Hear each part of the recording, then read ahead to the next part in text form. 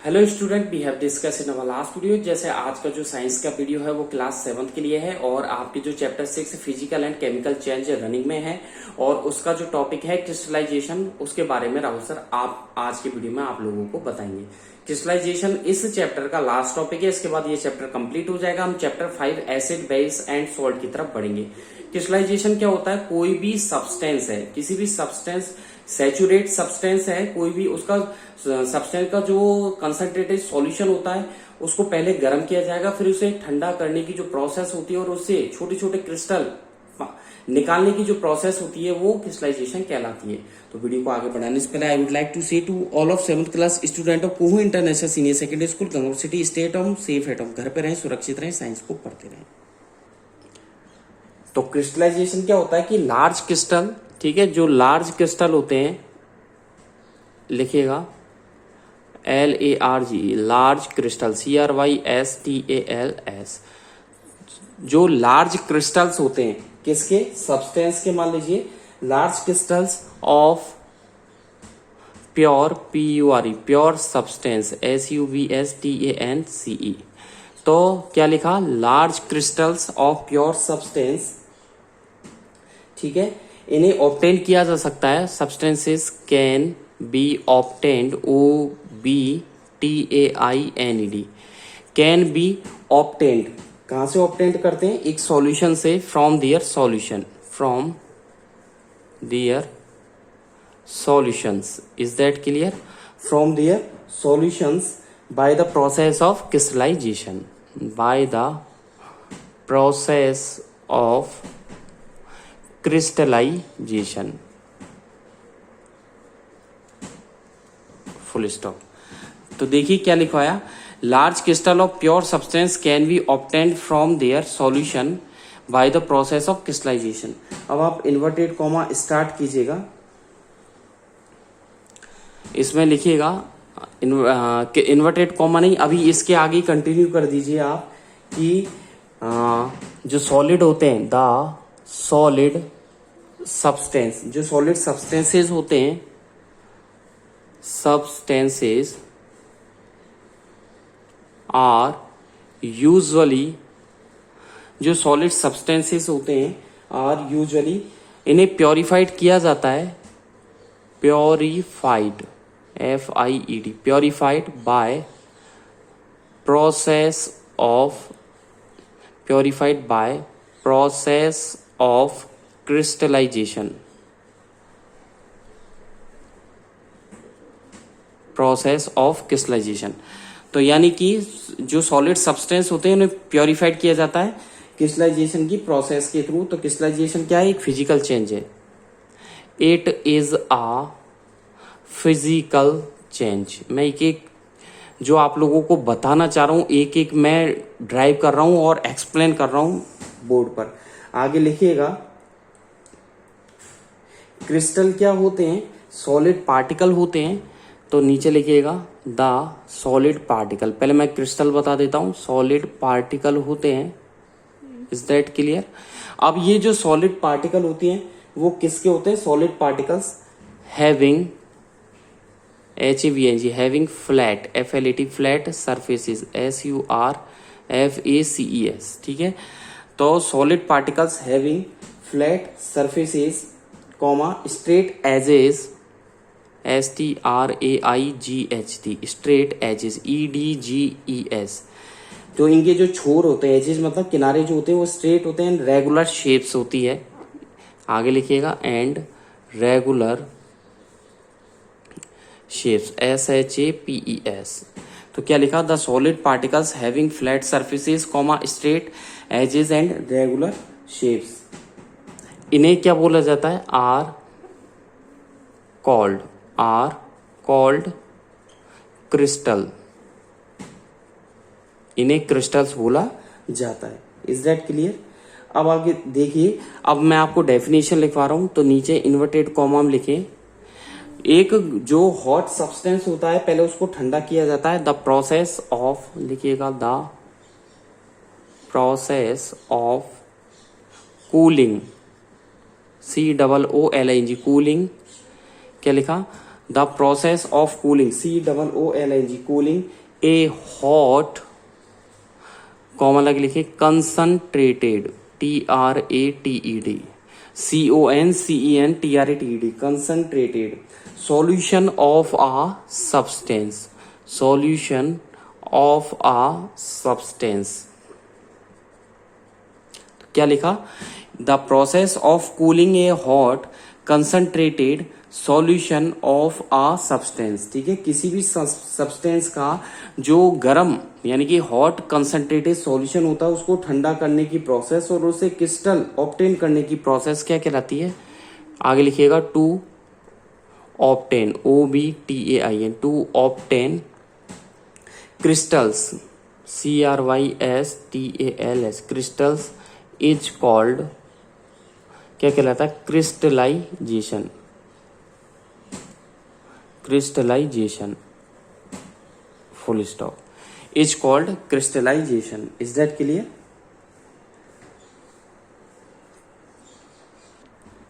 नीचे लिखिएगा एग्जाम्पल, इसका एक एग्जाम्पल लिखवा देता हूं मैं आप लोगों को कि कॉपर सल्फेट का नाम तो आपने सुना ही है कि जो लार्ज क्रिस्टल होते हैं प्योर कॉपर सल्फेट के, तो इसमें लिखिएगा the large, LARG, large crystals, the large crystals किसके? Of pure.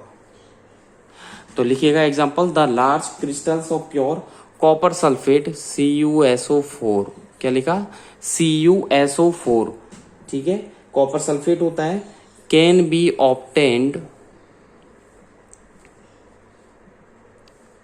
इन्हें ऑब्टेन किया जा सकता है from an impure, from an impure, ठीक है, सैंपल ऑफ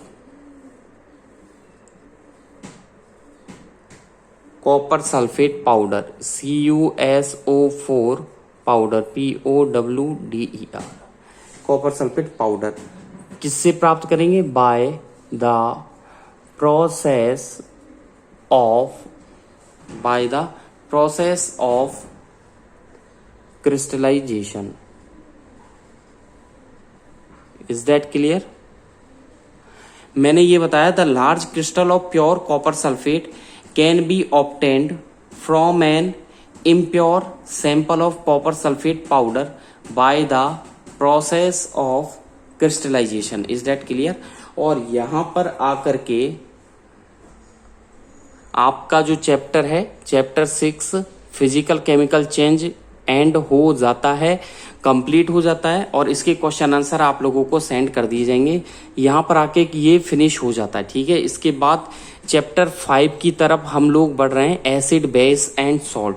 अम्ल, क्षार और लवण के लिए देख लेना हिंदी में क्या है, एसिड, बेस एंड सॉल्ट की तरफ हम लोग बढ़ते हैं। ठीक है, इसके PDF फाइल क्वेश्चन आंसर की आप लोगों के व्हाट्सएप नंबर पे या आप लोगों का जो ग्रुप है उसमें सेंड कर दी जाएगी। चैप्टर 5 हेडिंग डालिए। ठीक है, मैं इसको रफ कर देता हूं।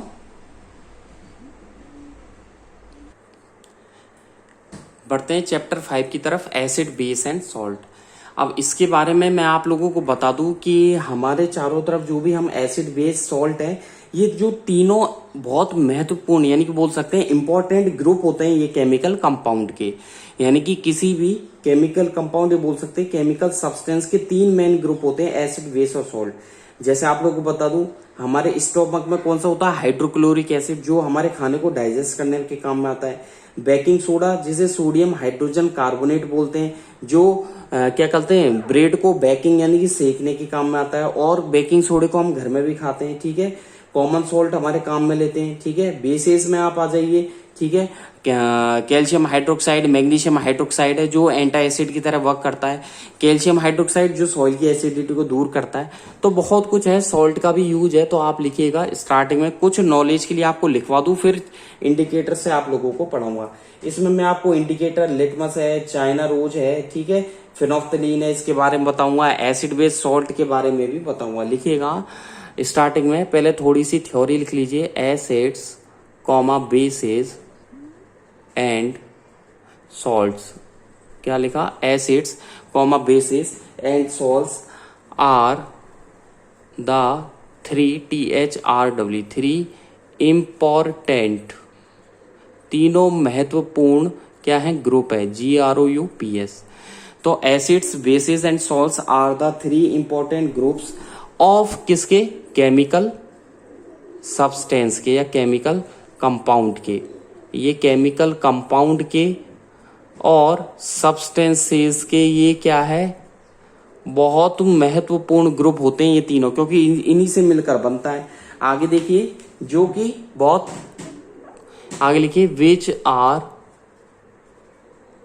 यूजफुल, ठीक है, किसके लिए यूजफुल है, हमारे लिए, to us in many ways, कई तरीकों से, मैनी वेज का मतलब है कई रास्तों से, हमारे लिए कई तरीकों से ये यूजफुल होता है।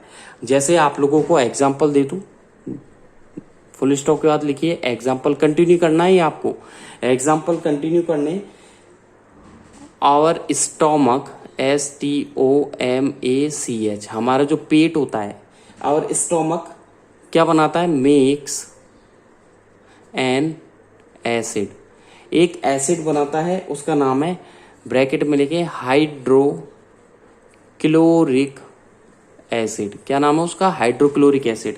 तो ध्यान रखना, हमारे पेट में, स्टोमक में कौन सा एसिड बनता है, हाइड्रोक्लोरिक एसिड बनता है, जो कि क्या करता है, विच इज नेसेसरी, यानी CESSARY, विच इज नेसेसरी, जो कि जरूरी होता है, for digestion of food, digestion of food. Is that clear, comma. आगे देखिएगा, बेकिंग सोडा आपने सुना है, मैंने फॉर्मूला भी लिखवाया था, बेकिंग सोडा, ब्रैकेट में लिखें NaHCO3, क्या नाम है इसका, NaHCO3 फॉर्मूला है, बेकिंग सोडा इसे बोलते हैं, सोडियम हाइड्रोजन कार्बोनेट, ठीक है। इसका कहाँ यूज लेते हैं, यूज्ड इन, जल्दी बताइए, अभी बताया था 1 मिनट पहले ही, बेकिंग करते हैं ब्रेड की, ठीक है, is used in baking, BAKI, baking का मतलब सेकना, जैसे हम रोटी सेकते हैं या ब्रेड को सेकने के काम में आता है, ठीक है।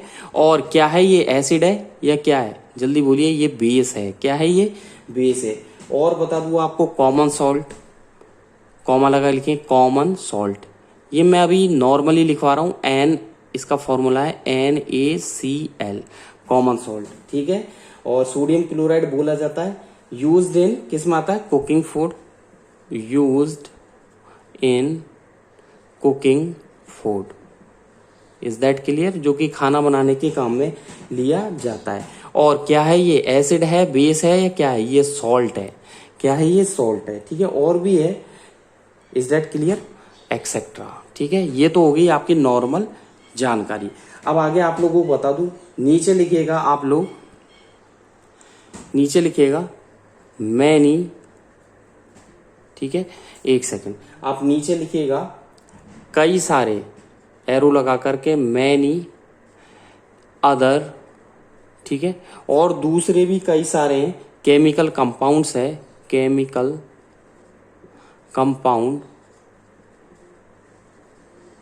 Many any other chemical compounds भी है, जो कि क्या है, बोल सकते हैं, जैसे सच एज, बता दूं आपको, वाटर, कॉमा ग्लूकोज, सुना होगा नाम तो, वाटर है, ग्लूकोज है, शुगर कैन, ठीक है, ये कैन शुगर बोल दो आप, cane sugar, cane sugar, CANE, cane sugar है आप लोगों के, यूरिया है, एक्सेट्रा। तो कई ऐसे जो अदर केमिकल कंपाउंड्स है, वाटर, ग्लूकोज, शुगर, आपके कैन शुगर है, यूरिया है, जो क्या होगा, ये तो ना तो एसिड है और ना बेस है, ठीक है। तो आगे क्या लिखेंगे, which are neither, NEITHER, neither acids nor bases. Is that clear, ना तो ये एसिड्स है, ना ही बेस है, और नॉर सॉल्ट्स, ना ही ये सॉल्ट्स है, ठीक है। चलें आगे।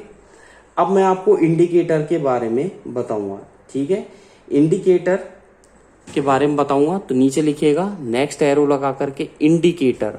आपने मोटरसाइकिल या स्कूटी चलाई होगी कभी, या बैठे भी होंगे, ड्राइव नहीं की होगी तो कभी बैठे होंगे स्कूटी पर, बाइक पर, ठीक है, अपने भैया की, अपने पापा की बाइक पर, स्कूटी पर, तो आपने देखा साइड में येलो कलर का एक तो हेडलाइट होती है और येलो कलर का साइड में इंडिकेटर होता है, उसे हम क्या बोलते हैं, इंडिकेटर। अब उसे इंडिकेटर ही क्यों बोला जाता है, ध्यान दीजिएगा। इंडिकेटर जैसे कि नाम से ही इसका स्पष्ट हो रहा है, क्लियर हो रहा है, इंडिकेटर का मतलब होता है सूचक। क्या होता है, सूचक, यानी कि सूचक, जो कि जैसे कभी आपने देखा होगा आपके घर पे कपड़े धुलते होंगे कभी, तो व्हाइट कपड़े जो होंगे उसमें आपकी मम्मी नील देती होगी, बोलती होगी नील देनी है, तो नील क्या है, इंडिकेटर है, क्योंकि वो नीला कलर देता है। ऐसे ही हल्दी, टर्मरिक भी इंडिकेटर होता है। तो इंडिकेटर क्या होते हैं, एक स्पेशल टाइप के केमिकल्स होते हैं, एक स्पेशल टाइप के केमिकल होते हैं जिन्हें टेस्ट करने के काम में लिया जाता है। एक कोई भी सब्सटेंस, क्या वो एसिड है या क्या वो बेस है, तो किसी भी सब्सटेंस की एसिडिक नेचर और उसका बेसिक नेचर पता करने के लिए जिन सब्सटेंस का यूज किया जाता है उन्हें इंडिकेटर बोला जाता है, ठीक है। तो इंडिकेटर आर लिखिएगा special, SPECIAL, special type of, क्या है, स्पेशल टाइप ऑफ केमिकल्स है, CHEMICALS, स्पेशल टाइप के केमिकल्स है जो कि यूज होते हैं, विच आर यूज्ड, जो कि यूज्ड किए जाते हैं to test whether, WHETHER, to test whether a given substance, एक दिया गया जो पदार्थ है आपको, वो एसिडिक है, इज एन एसिड और बेस, वो एसिड है या बेस है, उसका पता करने के लिए काम में लिया जाता है। अब नीचे आ जाइए, हेडिंग डालें, इंडिकेटर, हेडिंग डालें, बीचों बीच डाल दें या साइड में डाल दें, इंडिकेटर, ठीक है। आगे लिखिए, indicators for testing acids and bases. अब मैं आपको इंडिकेटर टेस्ट करवा के बताऊंगा और हम पता भी करेंगे कि हमें जो सब्सटेंस दिए जा रहे हैं क्या वो एसिडिक है, क्या वो बेसिक है, ठीक है। तो हेडिंग डालें, indicators for testing acid and base. Is that clear? आगे चलिए, इंडिकेटर क्या होता है, एक तरीके के सूचक होते हैं या एक तरीके के स्पेशल टाइप के केमिकल्स होते हैं, बोल सकते हैं डाई। कभी आपके मम्मी पापा ने या आपके पेरेंट्स ने, भैया ने, आपकी भाभी जी ने या फिर आपकी दीदी ने अपने बालों पर कलर करवाया होगा, करते होंगे घर पर, कलर करते तो उसको बोलते हैं डाई, DYE, डाई होती है वो। तो इंडिकेटर क्या, एक डाई होता है जो कि कलर को चेंज कर देता है, ठीक है, एसिड और बेस का कलर चेंज कर देता है, जिससे हमें पता लग जाता है। तो इसमें लिखिएगा, एंड इंडिकेटर, क्या लिखा, an indicator is a dye, DYE, dye that, an indicator is a dye that changes, CHANGES, changes colour, COLOUR, colour, when, जो कि कलर को चेंज कर देते हैं, when it is put, when it is put into an acid or a base. Is that clear? जो कि एक acid और बेस के अंदर पुट किए जाते हैं, ठीक है। इट गिव्स, आगे लिखेगा, it gives different colours, DIFFERENT, different colours, it gives, आगे लिखिएगा, डिफरेंट कलर्स इन, किस में डिफरेंट कलर देता है, एसिड एंड बेस में, किस में देता है, it gives different colours in acid and base, यानी कि ये एसिड और बेस में डिफरेंट कलर देता है। आगे देखिएगा, एन इंडिकेटर जो है वो हमें क्या बताता है, टेल्स अस, क्या बताता है, हमें जल्दी से बताइए कि ये हमें क्या बताता है कि सब्सटेंस को यदि हम टेस्ट करें तो उसका एसिड और बेस बता देता है। वो कैसे बताएगा, उसका कलर चेंज कर देगा। इंडिकेटर टेल्स अस, ठीक है, the substance we are testing, हम जो टेस्ट कर रहे हैं किसी भी एसिड और बेस का, by change in its colour, उसका कलर चेंज करके, वेदर लिखिएगा WHETHER, tells us whether the substance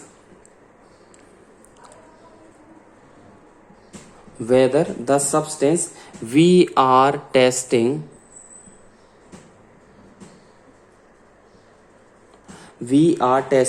is an acid or base, ठीक है, एसिड और base by change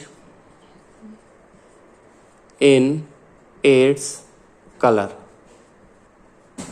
by change in its colour. Is that clear? चलिए जी आगे। अब आप लिखिए कि जो एसिड बेस इंडिकेटर होते हैं, नीचे लिखिएगा नेक्स्ट लाइन से, acid base indicator. Acid base indicator जो होते हैं यानी कि अम्ल और क्षार, एसिड का मतलब अम्ल और बेस का मतलब होता है क्षार, इंडिकेटर का मतलब सूचक। तो अम्ल क्षार सूचक जो होते हैं, एसिड बेस इंडिकेटर्स जो होते हैं, आर ऑफ कितने टाइप के होते हैं? TWO, 2 टाइप्स, डैश लगा दे। तो acid base indicators are of 2 types, 2 type के होते हैं। इसमें लिख दीजिएगा first natural, NATURAL, natural indicators, और सेकंड लिखिएगा, जल्दी से बताइए, नेचुरल हो गया और सिंथेटिक हो गया, यानी कि man made, synthetic indicators. Is that clear? तो नेचुरल एंड सिंथेटिक इंडिकेटर्स हो गया, ठीक है। अब आप देखिए नेचुरल इंडिकेटर्स और सिंथेटिक कौन कौन से हैं, तो मैं आपको बता दूं। फर्स्ट लिखिएगा आप लोग इसमें लिटमस, LIT, एक लाइन का गैप दे देना, इसके बाद 2 लाइन का, मिनिमम 2 लाइन का गैप दे दो। लिटमस, 2 लाइन का गैप दे करके लिखे लिटमस चाइना, CHINA। तो क्या लिखा? Litmus comma China rose, and जल्दी से बताइए टर्मरिक, मैंने बताया था टर्मरिक। तो क्या लिखा? Litmus comma China rose and turmeric are naturally, NATURALLY। तो क्या लिखा? Litmus comma China rose comma turmeric are naturally occurring, OCCURING, occurring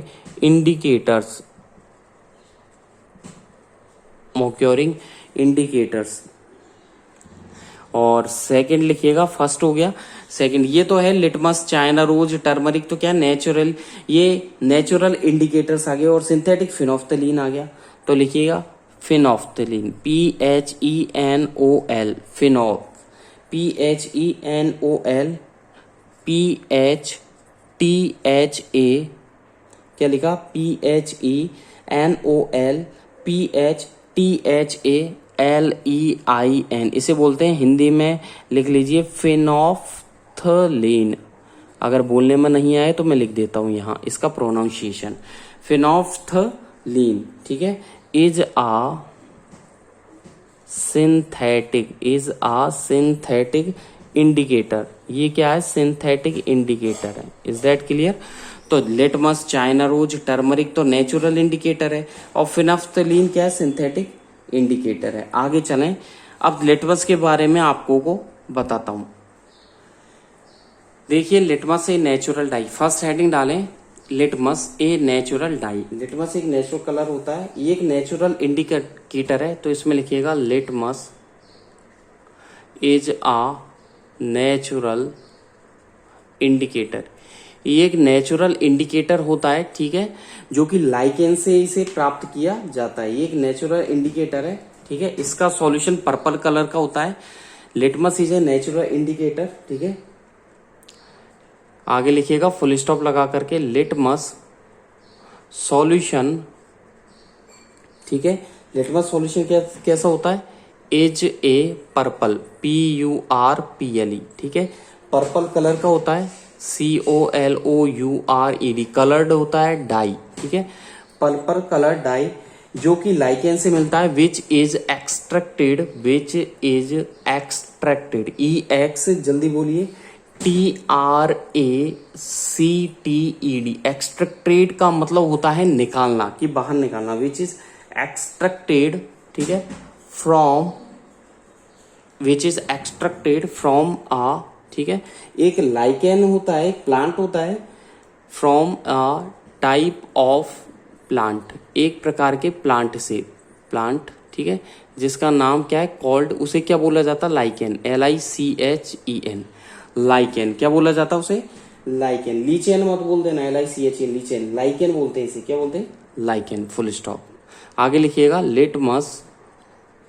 अब मैं ये बताना चाह रहा हूँ, लिटमस जो है पर्पल कलर का होता है, यानी कि वाटर में ये पर्पल कलर देता है। Litmus has a purple, PURPLE, purple COLOUR, ये पर्पल कलर देता है, और यानी कि इसे बोल सकते हैं मॉव कलर, MAUVE COLOUR, ठीक है, MAUVE, मॉव कलर होता है, ठीक है, पानी के अंदर, in water, is that clear, water, ठीक है। दूसरे शब्दों में बोल सकते हैं लिटमस का जो सॉल्यूशन है ना तो एसिडिक है ना बेसिक है, तो नीचे लिखिएगा नेक्स्ट लाइन से, litmus solution is neither, NEITH है, नाइदर एसिडिक, या बोल सकते हैं एसिड, नाइदर, ठीक है, क्या है, एसिडिक और nor basic, acidic nor basic, आया समझ में। तो यानी कि litmus solution is neither acidic nor basic, ठीक है, कॉमा लग लिखें, it is neutral, NEUTRAL, full stop. ये क्या, उदासीन होता है। देखिए, जो एसिड नहीं होता और जो बेस नहीं होता वो न्यूट्रल होता है, ना तो एसिड ना बेस, ना एसिडिक प्रॉपर्टी ना बेसिक प्रॉपर्टी, तो हो गई न्यूट्रल, ठीक है। सो then so its color is purple, so its color is purple।